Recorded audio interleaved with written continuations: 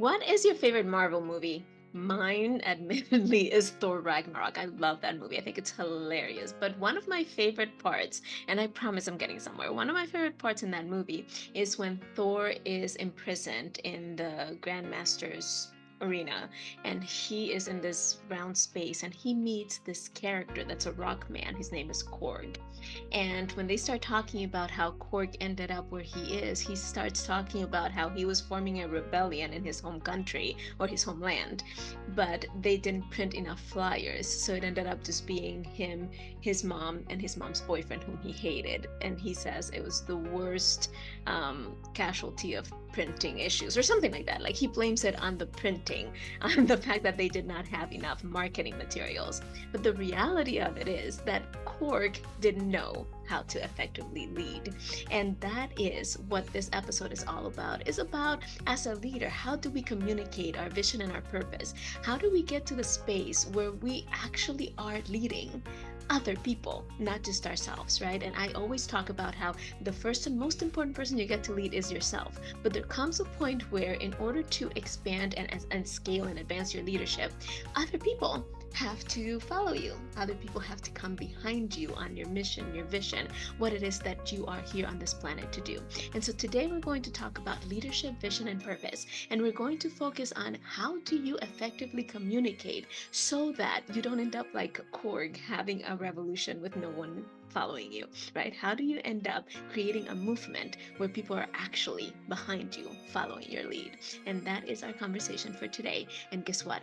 I'm celebrating. This is our 200th episode. Can you believe it? 200 episodes here on Sincerely Speaking. And I thought that this would be the perfect thing to center this episode about, the idea of leadership, vision, and purpose. So stick around as we discuss these things on this 200th special episode of Sincerely Speaking. Do you know that you have something special to share with the world but are not always sure on how to do it? Do you know that your message, yes, yours, can change somebody else's life, but you're not always sure how to land it, how to get that message to the right person and make sure that it connects? Well, that is what we talk about here on Sincerely Speaking. Hi, I'm Marcia Amaro, leadership communication expert and coach and mentor, and I'm here to share with you all the tips, strategies, and tools that you need in order to liberate your true voice, get your message out there, simplify it, elevate your leadership, and create the level of impact that you know you're meant to have. So stick around to this conversation of Sincerely Speaking, and then head on over to confidence.marciamaro.com to take advantage of a special offer that I have just for you.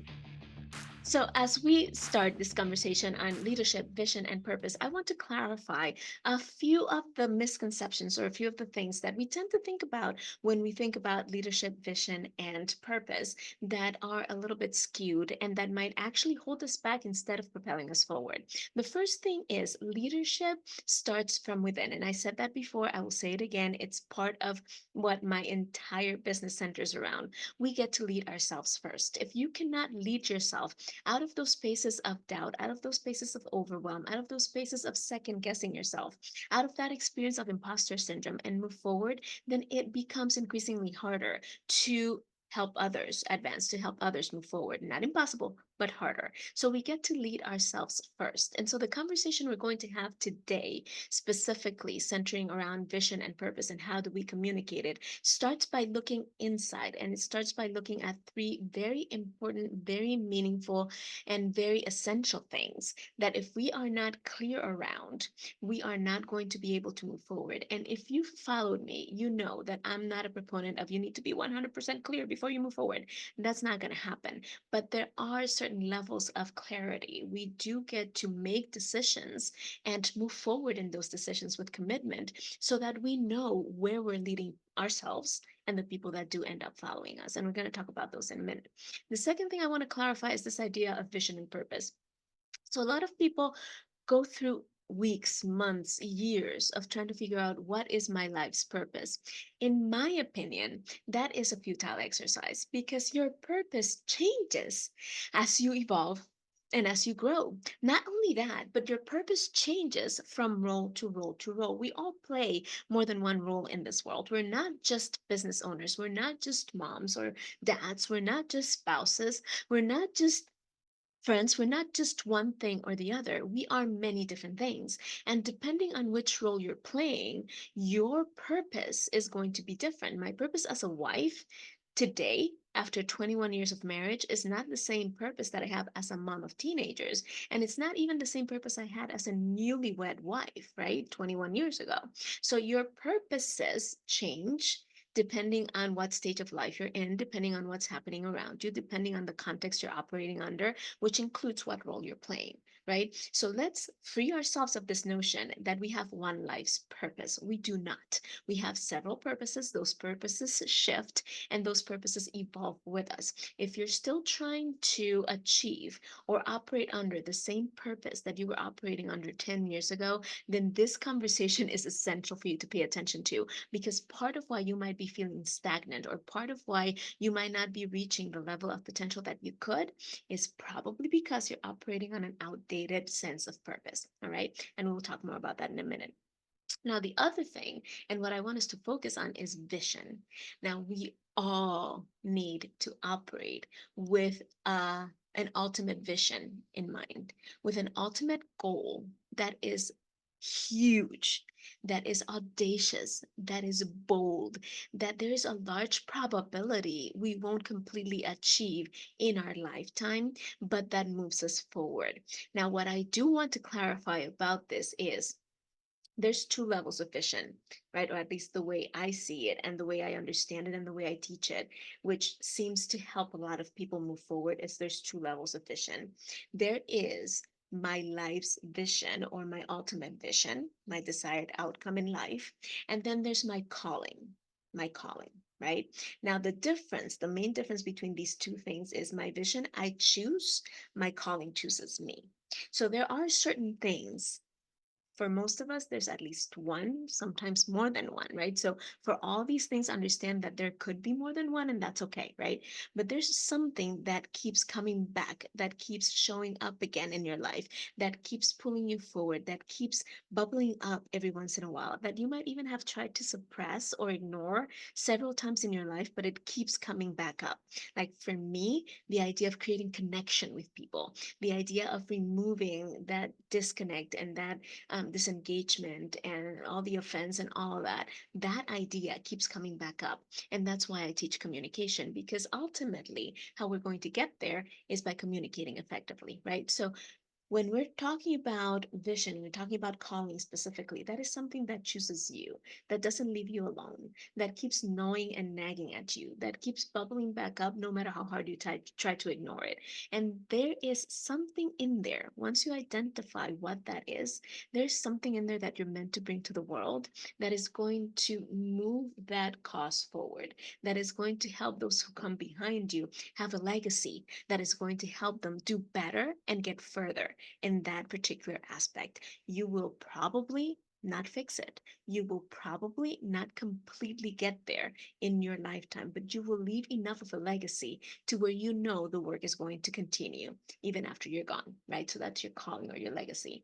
When we're talking about vision in this conversation, though, we're talking about what you choose as your focus that is going to serve as a filter for the other decisions that you make, all right? So when we talk about vision, I think about, for example, the Bible says, for lack of vision, my people perish, or my people perish for lack of vision. It's the understanding that there is a destination that I'm working towards. And once I understand what that destination is, once I choose it and commit to it, then I can filter what I say yes to and what I say no to based on that. Right. And if you stick around until the end of this conversation, I'm going to give you some more clues on how to select that vision. Three things to think about as you choose what your vision is. But before we get there, I want us to understand that this conversation is about being able to lead ourselves and others towards the things that get us closer to that vision. All right. That is the job of a leader, is to have a vision, to cast that vision in a way that invites others and that enrolls them into following that vision and helping us move it forward. All right. That's what leadership is. If we don't have ourselves enrolled, if we haven't convinced ourselves, not convinced, convinced is the wrong word, if we haven't enrolled ourselves and committed to making sure that we are making progress towards that vision, then we can't help others do the same, right? And when we choose a vision, it should be something that is bigger than just us. It should be something that leads towards that ultimate calling. It should be something that helps make the world a better place once we're gone, so that we can move forward, right? When I was a teacher, my biggest concern was, okay, how do I help these people who are in front of me, these souls, these kids? How do I help them see that they have something unique to bring to the world, that once they're gone is going to leave the world a better place, right? How do I help them connect with what that is within themselves, enroll them into the idea that they have something special to bring into the world, and help them commit to doing something with whatever that is that has been placed inside of them, that is unique to them, that is especially designed for them to bring into the world. Make sense? So, the first thing that I want us to understand as we enter into the details of this conversation is that in order to lead from vision and in order to live out our purposes in our life, we get to make three really key, really important distinctions and decisions. Because here's the thing, you can't lead from the middle of the road. I heard that the first time from Russell Brunson, one of my mentors, and it made such an impact in my life that I just want to share it with you. You can't lead from the middle of the road.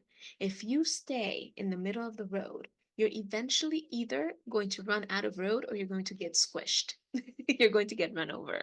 So you get to make a decision about a lane. Pick a lane and move forward confidently in that lane, right? And the way you do that is by looking at these three distinctions that we're going to be talking about right now.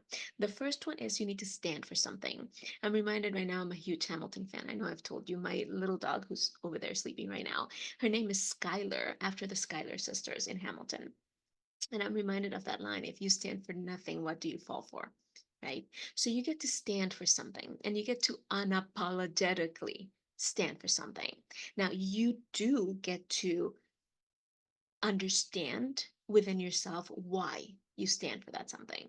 It has to make sense to you. It cannot be, I stand for this because my parents told me that that's the way it gets to be. Or I stand for this because my spouse won't like me if I don't. Or I get to stand for this because I don't want my kids to look at me weird, right? You stand for something because you have examined it, because you have seen the value in it, and because you believe that it's the right thing to stand for. One of the things that frames how I interact with people, and one of the things that I used to teach my students, that I teach my kids, and that I teach my clients, is that nobody purposefully stands for something that they believe to be wrong. Right, I'll say that again. Nobody purposefully stands for something that they believe to be wrong. So if you have a disagreement with someone, if you have a conversation with someone who sees the world completely different from the way you see it, remember, they believe that what they stand for is the right thing to stand for just as much as you believe what you stand for is the right thing to stand for. Now, if we are honest and open and really listen to one another, there is a chance, a possibility that maybe at some point down the line, one of us might see things more in the way that the other person sees them. And we might even change our minds, and that is fine.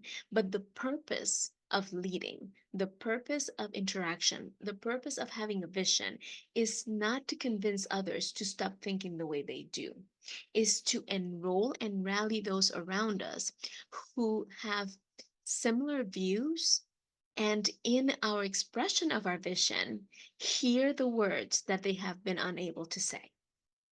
Make sense? So when you stand for something and you know why you stand for it and you see the value in it and you're committed to standing for that something, it doesn't matter who agrees with you or who doesn't. You simply take your stand, and those people who are meant to follow you, those people that your message resonates with, are going to say, huh, That's what I was thinking, and I couldn't put it into words. She did such a good job expressing what I've been thinking. It's amazing that she's saying what I have been unable to say, or that he's expressing what I've been wanting to express but didn't know how. And that is the core, the foundational piece of leadership is standing for something and learning how to articulate it in such a way that those who are meant to resonate with your message will hear their thoughts expressed through your words. Make sense? And it stands with standing for something. The second thing is that you need to not just accept, but expect dissension.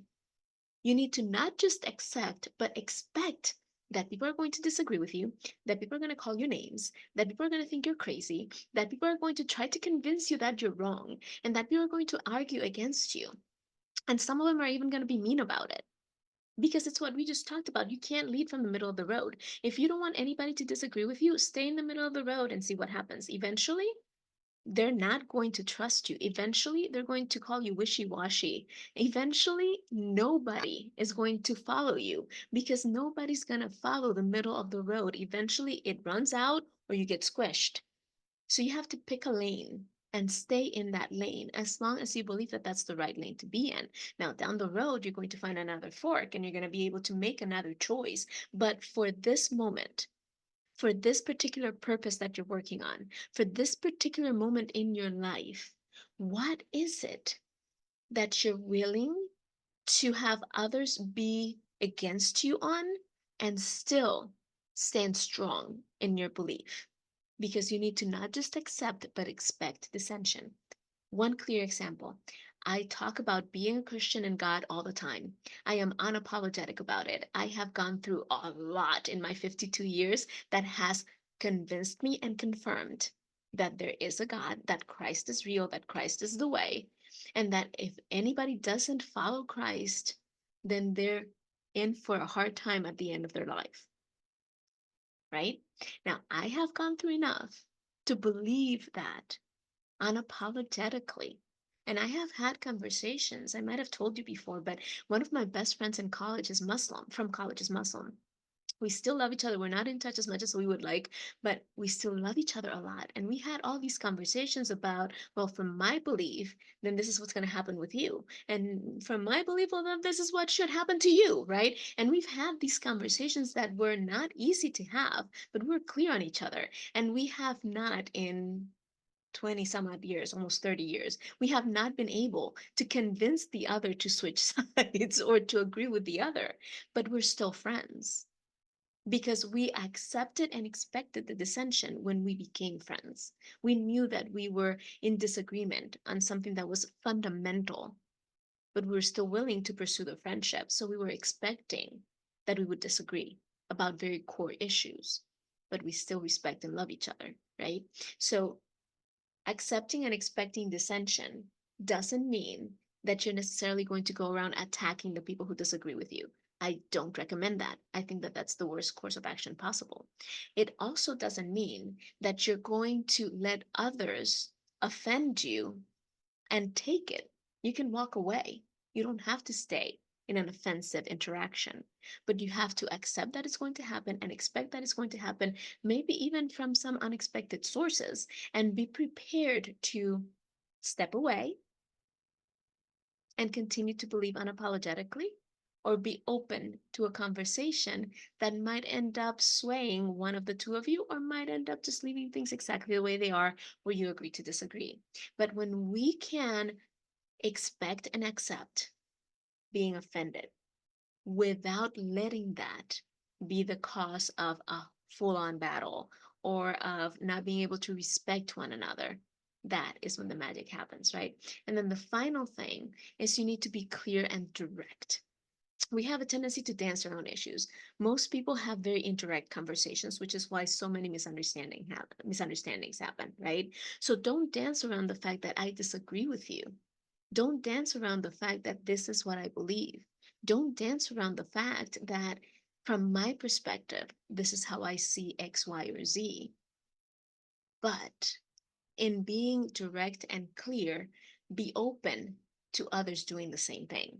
It's a two-way street. This is something that one of my sisters and I talk about all the time. Don't dish it out if you can't take it, right? If you're going to stand for something, if you're going to be direct, if you're going to be unapologetic about it, then know that you get to open up the space for others to do the same. Again, doesn't mean you have to agree, doesn't mean you have to allow them to step all over you. It just means that if you are going to ask of others to hear you being direct, then you get to allow others to be direct with you. Make sense? So, how do we communicate our vision as leaders in a way that invites others to enroll and to follow us? Well, we get to be clear on three really important things. And this is what I was talking about in the beginning, right? So you made it to the end. This is what you get to focus on. The first thing, what are your values? Your values is what is it that you are all about? What is it that you want to be known for?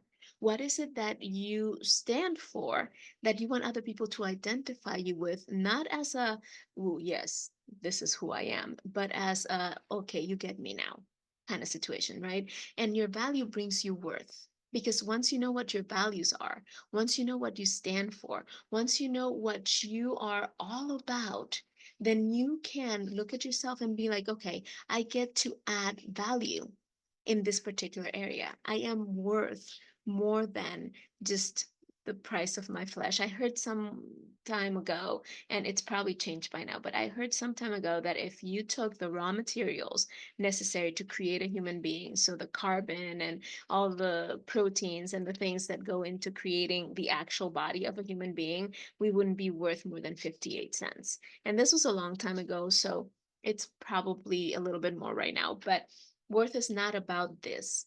Worth is about the value that you get to bring, right? So, who are you and what are you all about? One easy way to do this, and I got this from my friend Dave Horvath, and I want to give him credit because it's awesome.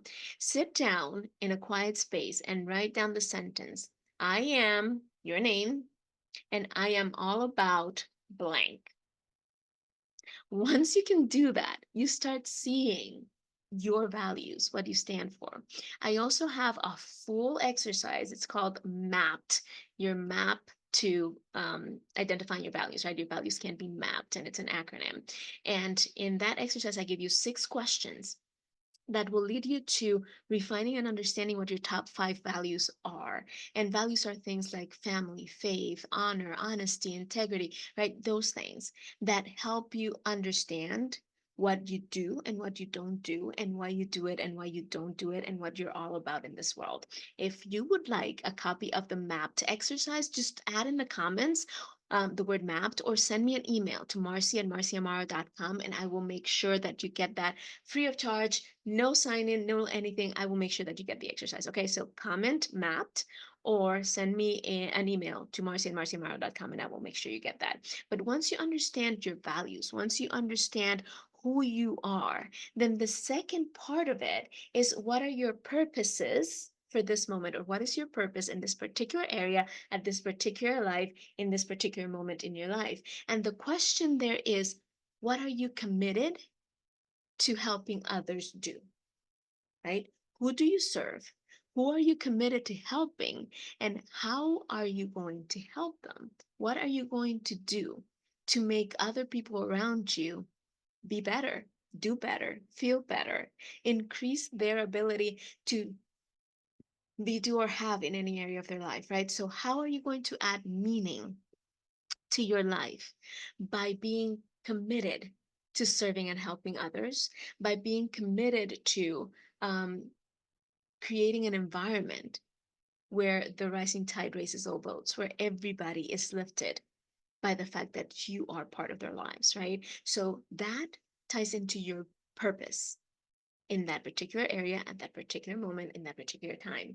Right now, my commitment is to help you, whether you are an author, a speaker, a creative, a business owner. My purpose is to help you simplify and refine your message so that you can elevate your leadership and increase your impact. So the more I understand that everything I do has to do with helping you simplify and refine your message so you can elevate your impact and increase your elevate your leadership and increase your impact, then the more I'm going to be clear on what kind of information I share, what kind of information I don't, who I invite into my podcast and who I don't, what I get to share with you moving forward and what I do. And this 200th episode is a great time for me to reinforce and reconnect with the fact that that's what I'm all about. I'm all about helping you simplify and refine your message so you can elevate your leadership and increase your impact. And the more I know that, the more I can be direct and open and honest and share what you need to hear in order to help you get to the space where you are doing and achieving these things. That is my commitment. And that is my purpose right now as a business owner, as a mentor, as a leader, as a speaker. Make sense? So, in every area of your life, you get to have different ones, right? My purpose right now as a wife is to prepare myself and my husband for the fact that in 5 years or less, we're going to be empty nesters. And so, my purpose in my marriage, I'm committed to helping me and my husband connect more intimately and find and redefine those things that we share with each other so that when it's just the two of us, we have the best marriage and the best life possible, right? See, so it changes depending on your role and the moment of life that you're in. But what are you committed to creating so that it adds meaning to your life, so that it adds meaning to the things you do, and so that it helps you once again filter what you say yes and what you say no to? And then finally, your vision, which should be tied to your calling. Remember, we divided it into two. The vision you're choosing right now as your destination that you see right now, and that can change. It shouldn't change as often as your purpose, but it can change, right?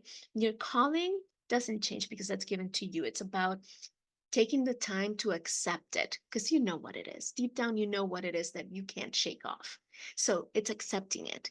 But your vision should lead to your calling somehow. It should align with your calling somehow. All these things should align. Your calling should align with your vision should align with your purposes should align with your values, and everything should work together. When there's misalignment there, that's when you start fighting and resisting yourself. But that's a conversation for another time. But for your vision, it's the contribution and the legacy. What are you looking to contribute as a whole? If your life ended today, if your life ended tomorrow, which I know is something we don't like to think about, but it's reality, right? If your life ended right now, what would you want to leave behind as a legacy? And I'm not talking just about money. Yeah, money's wonderful. If you can leave money, leave it. But that's not all I'm talking about. I'm talking about the teachings. I'm talking about the ways in which you have made other people's lives better. I'm talking about a mission that you have shared with others that they can carry on and move forward with even after you're gone. I'm talking about activating other people's lives' purpose, right? And again, we already made that clarification, right? But activating other people to find what their purpose is right now, how it connects to their life vision, how it connects to their calling, and how they can use what you've learned and what you've taught them to elevate that and to propel that forward. Make sense? So your vision is about contribution. It's about that legacy that you're going to leave behind, and how are you going to take steps to not just keep it within, but to enroll others into following you, to enroll others into not just connecting with, but maybe even adding on to and tweaking what you're doing in order to elevate that process, in order to move forward towards that vision, in order to expand the reach of what it is that you're trying to do, in order to make it bigger, better, and faster, right? So in order to clearly communicate your vision as a leader, you get to first of all understand that you have to take a stand for something. You get to accept and expect that there's going to be dissension and disagreement. And in the midst of all of that, you get to be clear and direct while opening space for others to do the same. Yes, because we can't lead from the middle of the road. I'll say it again. Yes. And once you know that, once you do that, once you understand what it is that you stand for and you understand these three things, then you get to work on what are my values, and try to have the top 5 or 6, right? And yes, those also can alter and can change, but for the most part, values tend to be pretty steady. So what are my top 5 to 7 values? And again, if you need a copy or you want a copy of that exercise, that mapped exercise, just comment mapped or send me an email at marcia@marciamara.com and I will get that to you.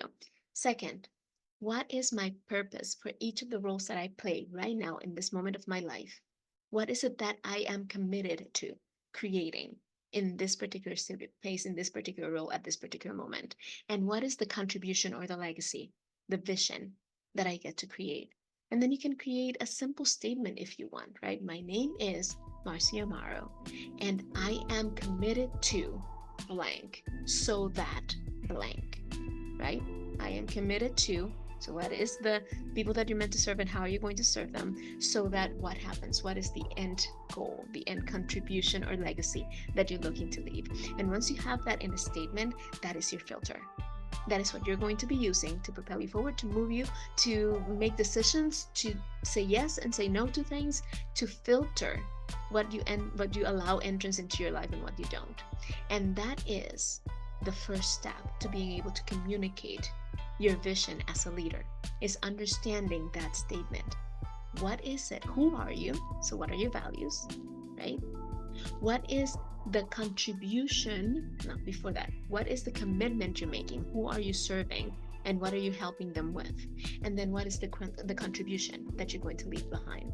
When you can articulate those three things in a short, simple statement, then you can start filtering what you share, how you share it, and when you share it, and with whom, so that you can elevate your leadership and enroll those people that are meant to follow in your particular mission in this world. I hope this has been helpful. Thank you for being with me for my 200th episode. Please share it with a bunch of people. Let's have 200 new people see my 200th episode. And let's just continue to connect here in the comments and connect in the community. Make sure that you email me your questions so that I know what to bring to you moving forward. So happy to have you here. Can't wait to see you next time. This has been Marcia Mar, and this has been Sincerely Speaking, and I will see you very, very soon.